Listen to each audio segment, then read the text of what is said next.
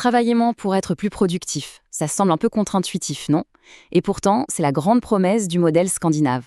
Aujourd'hui, on va décortiquer ensemble cette fameuse recette qui arrive à allier bien-être et performance record. Alors, c'est quoi ce fameux secret?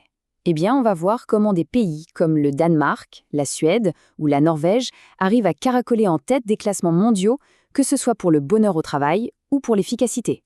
Et attention, ce n'est pas juste un cliché, c'est une réalité, chiffre à l'appui, qui vient bousculer pas mal d'idées reçues sur le monde du travail.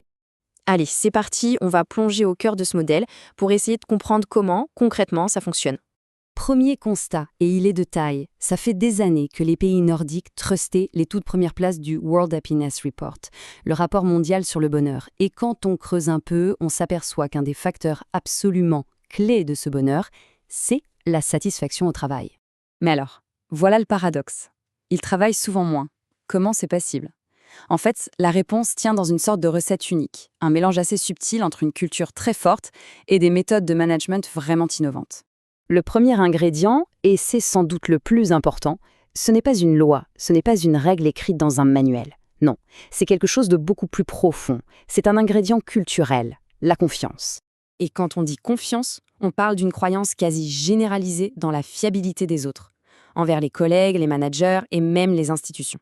C'est vraiment ça le socle qui permet ensuite de construire tout le reste, et notamment de donner beaucoup plus de liberté et d'autonomie à chacun.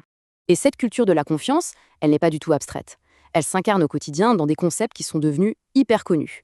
On a le hygge au Danemark pour créer une atmosphère chaleureuse, le lagom en Suède, l'art du juste ce qu'il faut, et bien sûr l'incontournable fika, cette pause café qui est bien plus qu'une simple pause.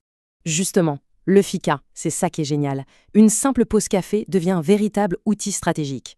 C'est un moment sacré où les hiérarchies s'effacent, où l'on peut échanger librement, et c'est souvent de ces discussions informelles que naissent les meilleures innovations.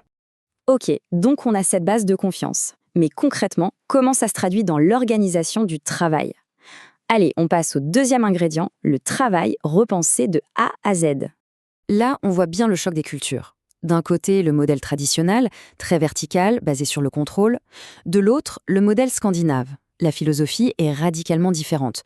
On aplatit la hiérarchie, on remplace le contrôle par la confiance et l'autonomie. Ce qui compte, ce n'est pas le temps de présence, c'est le résultat. Point. Et forcément, ça change tout pour le manager. Il n'est plus là pour superviser, pour fliquer. Son rôle évolue vers celui d'un coach. Sa mission, donner les moyens à son équipe de réussir, l'aider à surmonter les obstacles et s'assurer que les décisions sont prises de façon collaborative.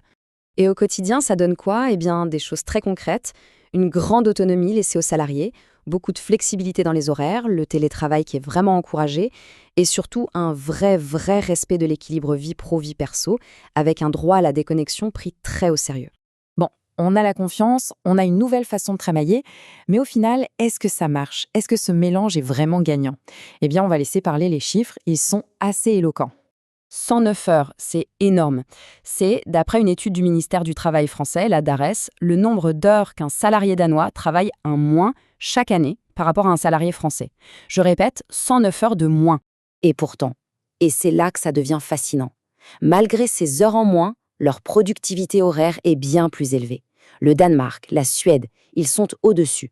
La preuve, s'il en fallait une, du lien direct entre le bien-être et l'efficacité.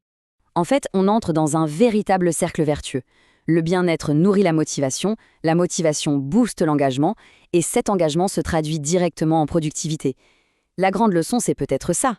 Investir dans le bonheur des employés, ce n'est pas juste gentil, c'est une stratégie business incroyablement performante. Ok, tout ça a l'air formidable, mais la question qu'on est en droit de se poser, c'est est-ce que cette recette est vraiment exportable? Est-ce qu'on peut l'appliquer ailleurs qu'en Scandinavie? Alors là-dessus, les experts sont assez clairs. Non. En tout cas, pas en faisant un simple copier-coller. Ce serait voué à l'échec parce que ce modèle est trop ancré dans une culture, une histoire bien particulière. Donc la clé, ce n'est pas d'imiter, mais bien de s'inspirer. Et s'inspirer, ça veut dire quoi? Ça veut dire prendre les grands principes et voir comment les adapter. Cultiver la confiance, par exemple, ça peut commencer par plus de transparence. Accorder plus d'autonomie, ça veut dire aussi accepter le droit à l'erreur. Prioriser l'équilibre de vie, ça doit être incarné au plus haut niveau. Et bien sûr, redéfinir le rôle du manager en coach. Au final, le but n'est pas de tous devenir danois ou suédois. L'idée, c'est plutôt de se poser une question simple. Parmi tous ces ingrédients, lequel pourrait-on essayer dès demain pour commencer, même à petite échelle, à transformer sa propre façon de travailler ?